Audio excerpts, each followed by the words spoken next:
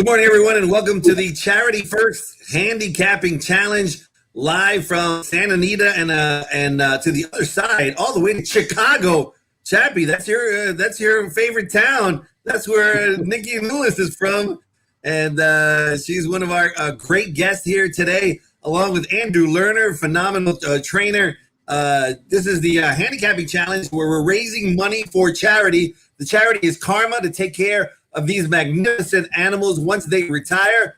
And each one of our handicappers are here to give you some insight on today's races and to try to turn their $300 bankroll into more than $1,000. Because if that happens, then Karma will get an additional $500. Chappie, how you doing this morning? I'm doing good. We had a great racing week last week and looking forward to this weekend as well.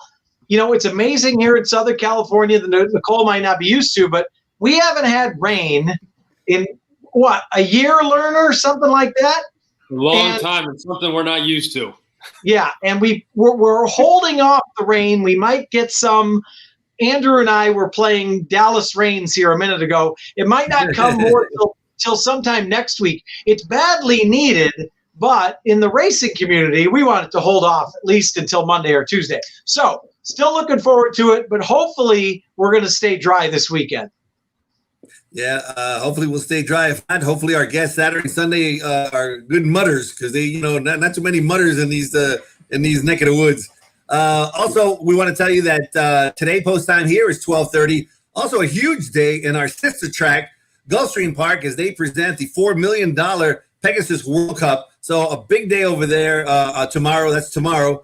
And we definitely want you guys to watch and wager on all the exciting action from Gulfstream tomorrow and here today, as we have a big card. But today, we're going to introduce our guests. And the first one is one of my favorites. I've known her for like 6 or 7 years. Wonderful talent. She goes by the Road Clown. And she's a Chicago. She lives in Chicago, right up your alley, Chappie. Chicago fell in love with Palace Malice. She's got I think she still has a podcast, the Chicago Race of the Day, where she goes over the races and kind of gives you a little bit of insight. Also, gives you just a pick, but more than anything, give you handicapping angles. Very educational. She's a wonderful writer, a journalist that has appeared in many different places like Brisnet, Picks and Ponderings, just a lot of things. And right now, with it not being so exciting, if you're writing a book, she can help you. She's got time right now. She's going to help you write a book. But today, she's going to help us make money. Welcome to the show, Nikki New.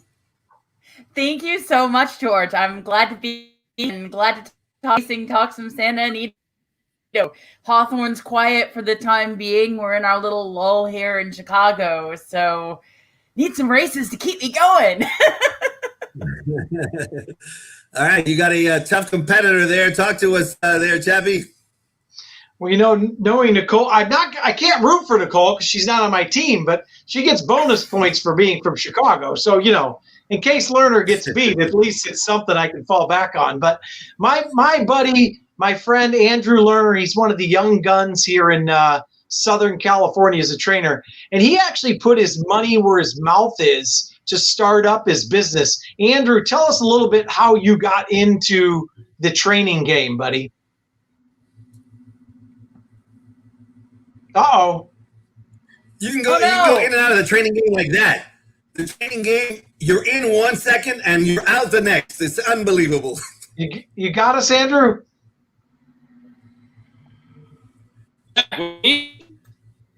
It's you. Yeah, I'm getting a text from Andrew. Mine's down. Is it me? Yes, it's you. But anyways, Andrew, we'll get back to him once he gets back online.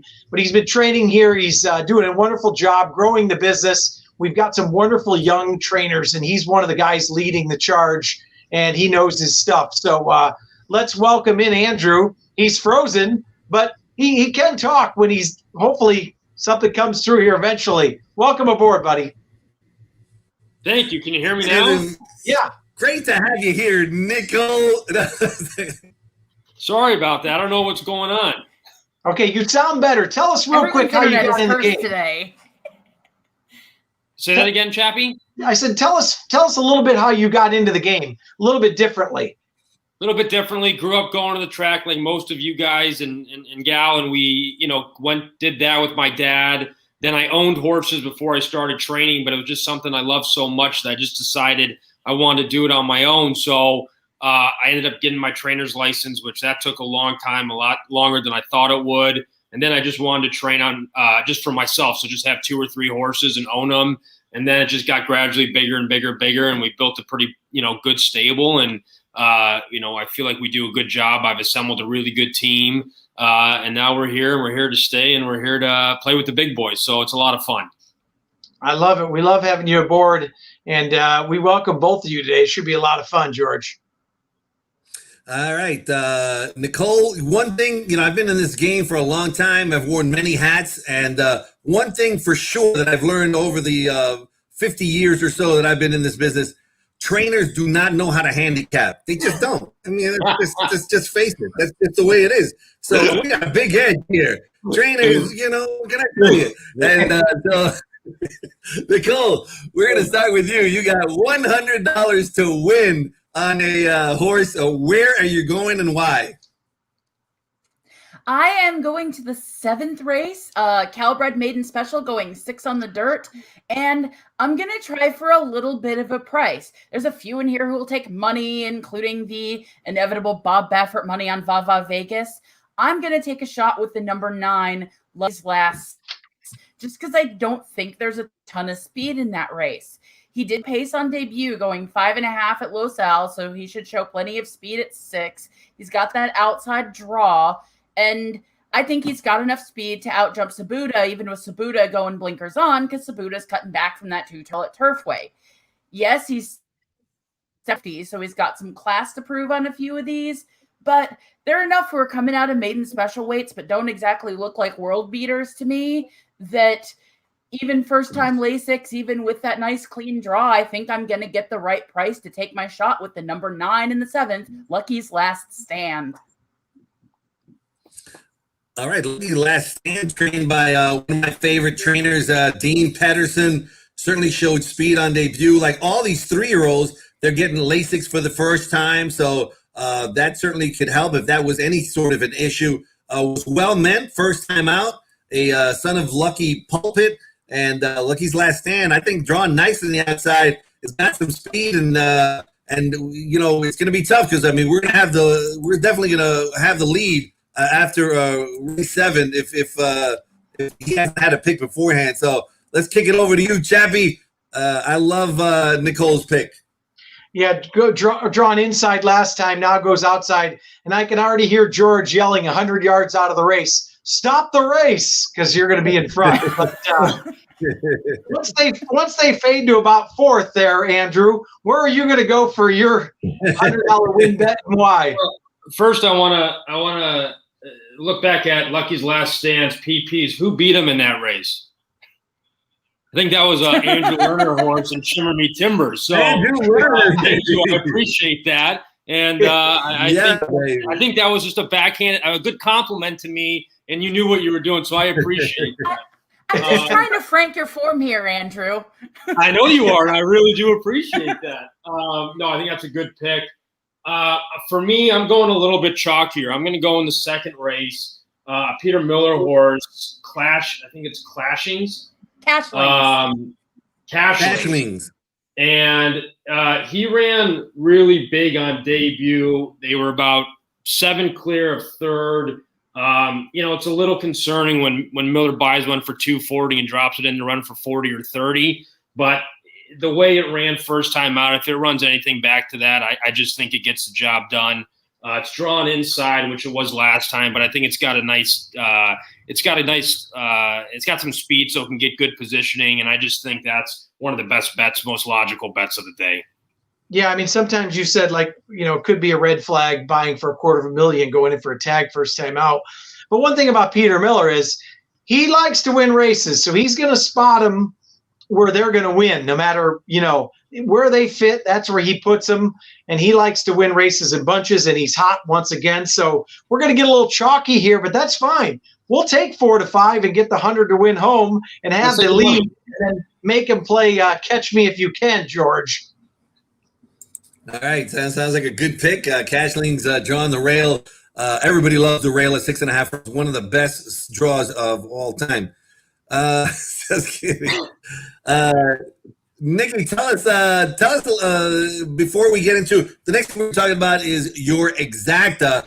Tell us, you fell in love with horse racing not that long ago. I mean, you've been in this business for how long?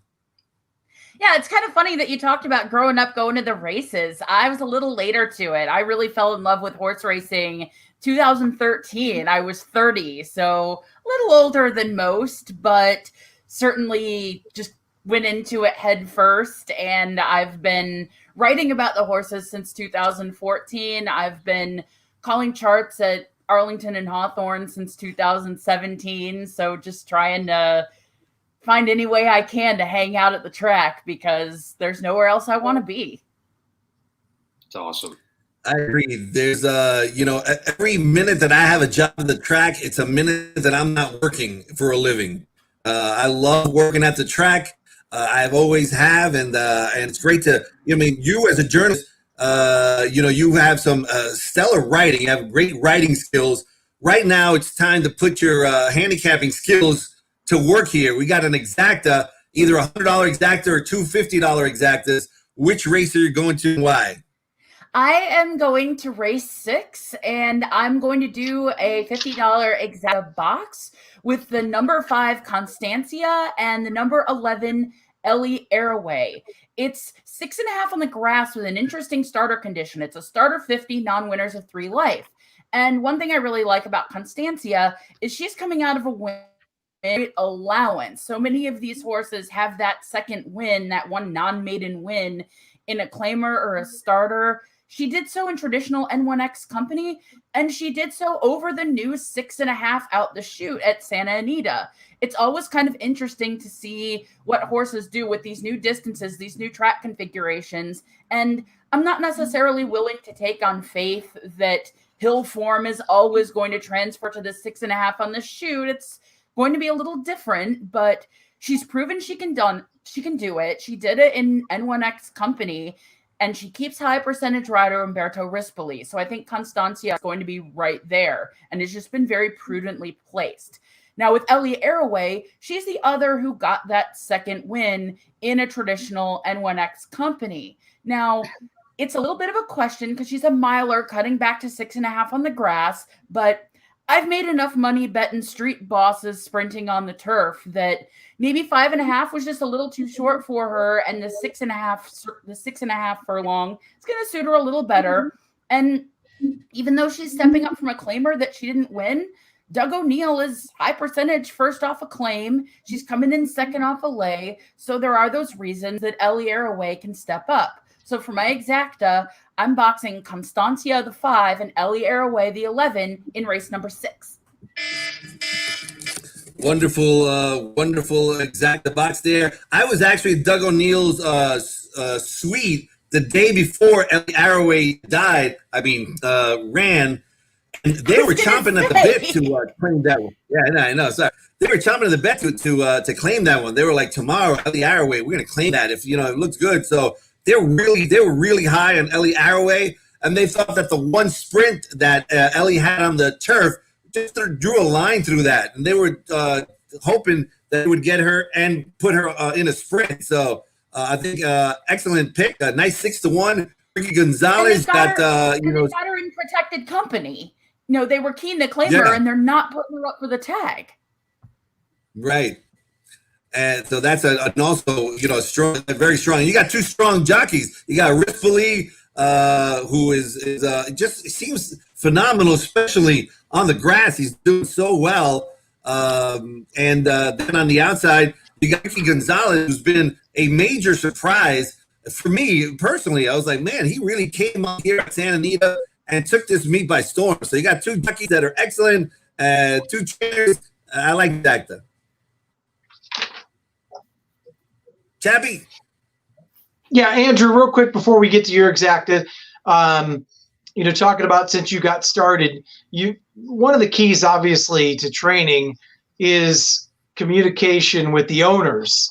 And keeping that open communication, letting them know what's going on, keeping good rapport with them. Obviously, you've done a great job with that, and you've gotten more and more into the partnership game. How's that going, and how can people get a hold of you for further, inquiries about getting into partnerships? Yeah, I think it's really important to have good communication. I was, an owner before a trainer, and I knew it was frustrating when I didn't know my horse was working and things like that. So a lot of the things that I didn't like when I was an owner, I tried to do differently as a trainer. So I think all my owners appreciate that. I had the Del Mar Summer Racing Club, which you knew about, Chappie, and we talked about that long ago. And I don't run it anymore, but I sent a lot of my guys over to Alley Dom Racing, which is one of my friends and owners, Vito, and he's kind of running all the partnerships now. So anyone who kind of wants to get in on a fractional basis, I just kind of send to Vito, just because it got to a point when we got up to 40 head where it was tough to run a syndicate as well as running the barn. So that was the only reason, not that I didn't enjoy it. It just got to a point where I couldn't handle all of it. So, but it was a great way to get new people in the game. They really enjoyed it. And I've met a lot of great people who are now, owners on multiple horses. So I think that was a really fun and exciting way to get people in. And I think once all this is over, everyone's going to be so happy to get back to the barns and see their horses and feed them carrots, because that's the fun part of it. And, we all miss it too. Yeah, let's hopefully that comes soon enough. And, George was saying, what's that, George? Andrew, who was your mentor? Who was the person, has taught you what you know and how you're doing as a trainer? So when I started and I had some horses, Mike Pender was very helpful and helped me out a ton. And I was able to learn a lot from him. And then also Janine Sahadi has always been a mentor too. Someone I texted her yesterday on something, and she's just got so much knowledge on the game that it's hard not to utilize her. So it's good to have a good supporting cast. And when I don't know something, I ask. I don't pretend I know. I never have in anything I've done. I think it's really important to ask questions and absorb as much information as possible. So there's no fault in not knowing the answer to something. So I kind of carry that, in things that I do. Well, Andrew, minutes ago, now George is trying to kiss up to you. He said trainers can't handicap. So let's prove him wrong here. Where are we going with our exacted why? Well, I'm way more chalky, and maybe that's why trainers can't handicap, because we just look at it and we look at it. But going to the 8th race, I did an exact box with 2 Hartel and a Doug O'Neill horse, the 9, One Flew South.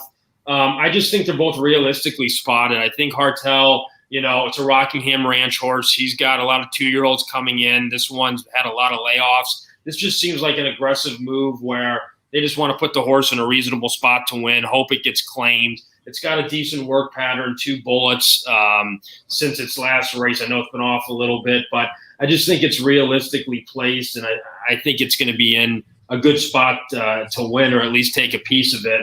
And the same thing with One Flew South. Doug does a great job with these. He owns part of it. Bill Strauss, who owns horses with me as well, they like to win races. So I know this horse is well meant. They probably know it's going to be gone. But I just think both of them are going to really be in a good spot to win this race. So that's why I did the $50 exacta box there. And hopefully we'll be in the lead with our cashlings pick, so we won't have to worry about this too much. Yeah, and like you said, on the 2 horse, this horse showed some speed off the long layoff last time. We know Gary Hartunian from Rockingham Ranch. He likes to cash tickets. And with the rails out at 30 feet, certainly looks like to be the speed of the field. So it's going to be catch me if you can with the deuce. So hopefully the 9 comes along and we complete the exacta. George, back to you, buddy. All right, really quick, Andrew. You picked a horse that J.J. Hernandez aboard, Juanito Hernandez. Talk about surprising. I always knew he was talented, but to be leading this colony of jockeys, it's just to me, it's a wow moment. You got Pratt here, Rispoli, Hall of Famers. You've obviously used J.J. Hernandez. What has made him such a superstar here that he's in the lead? He is not only is a great jockey, he's becoming more confident in his riding, and he's just one of the nicest guys. And I think he just takes, each race so seriously, and he just is so professional about his job that people really want to ride him. I mean, sometimes you have jocks that get off and, you know, they can say some things and it gets a little, and you've seen some of that stuff down there, but he's not one of those guys. He wants to do well. He's very respectful. He just gets along with everyone. And I think when you're a good rider and you have all that going for you, it's not that big of a surprise to me, because he's taken his talent from up north where he's kicked their butts up there. And they got good riders up there too. And he just has done it down here. And I think Craig's done a great job managing him too, O'Brien. I mean, he's had some Hall of Fame books. And I just think he's done a great job managing him, and they're a good partnership. And I just think he's going to be a force to be reckoned with for a long time out here. Yeah, JJ, good. And Craig, I know Craig for years. I was a jockey agent for 7 years. You've just been around this business for so long, and a good poker player too. Craig likes to play poker. So put your poker face on, Nikki. You know, I see that your mouth is fine. Everything is fine in your mouth, because Andrew, he had so much chalk. He had to get like a little bit of chalk out of here. I know. He had to get a little bit of chalk out of this side. So you got a daily double here, and I think if you can beat $2.20, I think we'll be fine.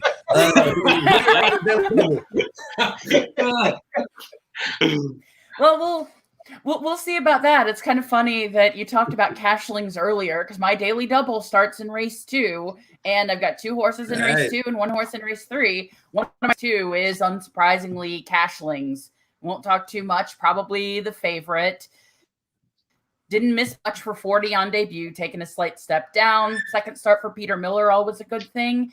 And even though I usually like to shy away from lightly raced horses drawing the fence, he broke from the rail last time and ran a solid race, so that certainly allays my concerns there. The other horse I've got covered in race 2 is Lance the Legend, number 5. He's freshened a bit since a pair of efforts in Open Maiden Special Company, dropping in for the tag, and just kind of making the kitchen sink of changes. Adding Lasix, been gelded, gets a rider change to 7-pound apprentice Jessica Pfeiffer, trying dirt for the first time. But he has some speed, and I like the change to dirt. Sire Shanghai Bobby is pretty dirt-oriented, and in the female family, the close female family, there's stakes form on all 3 spaces, so just plenty of reason to think Lance the Legend is going to the dirt. And then going into race number 3, I like the number 11, Colosi. It's an open 12-5 at 7 furlongs on the dirt. And I'm taking a shot against Tobacco Road. He's dropping to this 12-5 level for the first time. Kind of pains me to do it just because I have chased the heck out of Tobacco Road, especially back when he was like 2 and 3. So I liked his early season 2-year-old form. And also he's got some of that extended sprint form. So Tobacco Road's a closer. Always tends to come on running just a little too late. Colosi, on the other hand, he's got tactical speed from the outside. He's adding blinkers for Mark Glatt, who does well with that move. And even though he's not dropping to 12-5 for the first time, he won the last time that he dropped to the 12-5 level. He's done most of his running on the turf, but that win for 12-5 was on the dirt. And he's got enough sprinting form earlier in his career to suggest that the slight cutback may suit. Like he won down the hill, for example, going 6.5. Isn't a perfect translation to the dirt, obviously, but he's got enough recent dirt form that it comes together in a horse, the 11 Colosi, who I think can beat the likely chalk Tobacco Road.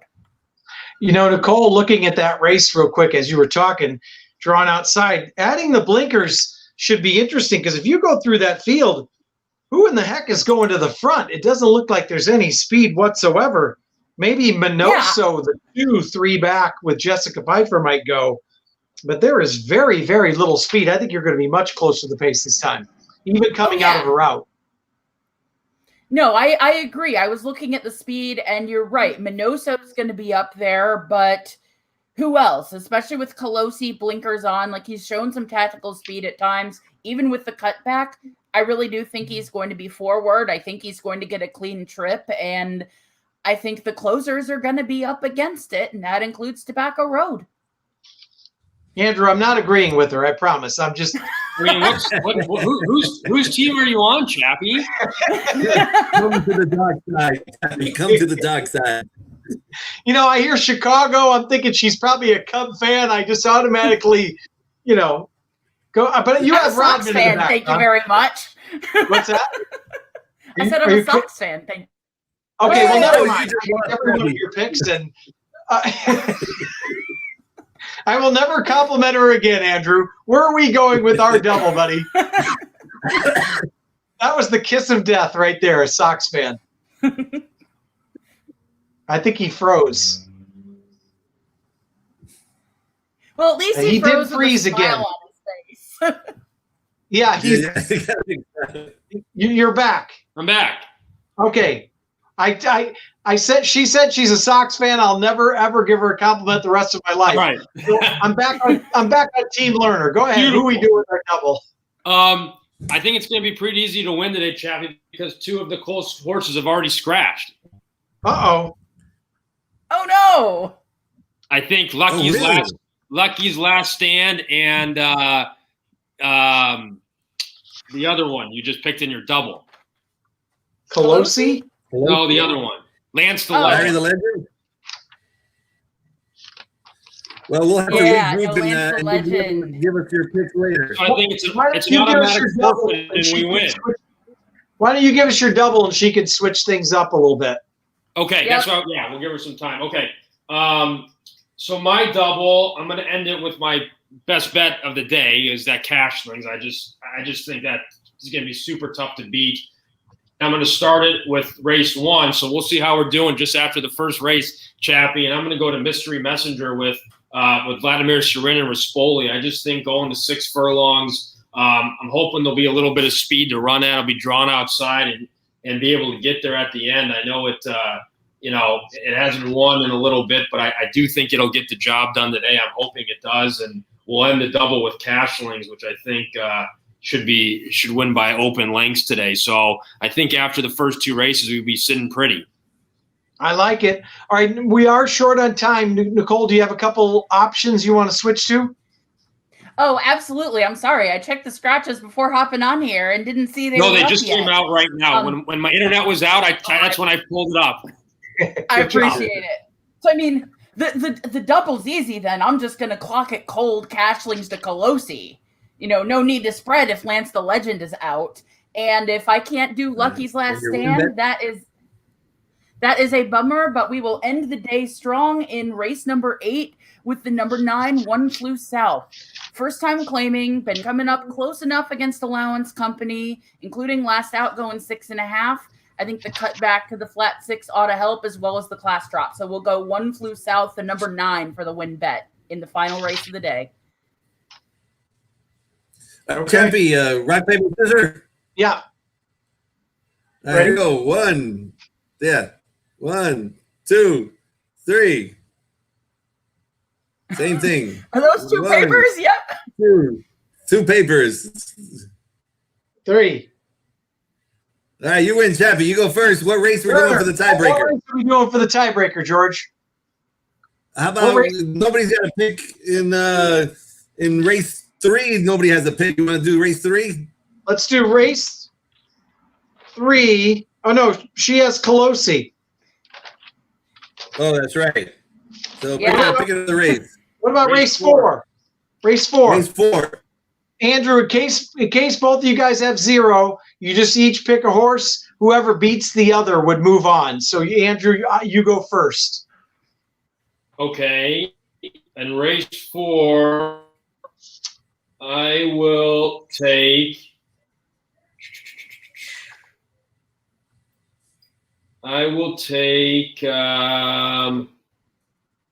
That's a good one. I'll take the 10 Little Ricardo with Peter Urton in DeSormo.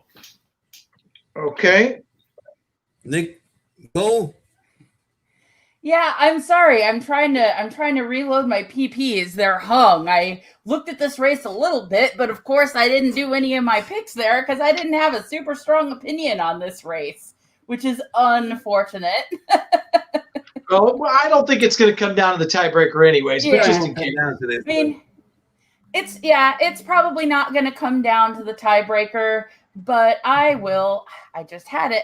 I just had it and it reloaded. I can't give you a name until it pops back up, but I had a vague pull towards the 9 yesterday for Mullins going first time Lasix, only making the second career start. So a little chalky, but that's where I'll go. And once this reloads, I can actually give you a name for that horse. Bob Daniels. Bob Daniels. There we go, Bob Daniels. I'm like, it's not Jack Daniels. Jack Daniels is probably what I'll be drinking if Andrew beats me. Jack's cousin Bob, but Bob Daniels. Yeah. Jack's cousin Bob. Thank you very much for being on the show. We truly appreciate it. Nicole Newless, you can follow her at Rogue Clown on Twitter. I love following her at Rogue Clown. Andrew Lerner, I have bet so many of your horses. Wonderful trainer. You can always have confidence when you bet on Andrew Lerner's charges that they're going to be fit and ready to go. It is a pleasure to have you part of our show and part of our Southern California training community. You are just a wonderful up-and-coming trainer that we know is going to be here for years to come. Chappie, last words before we go. I just really appreciate it. A lot of great information from both of you guys.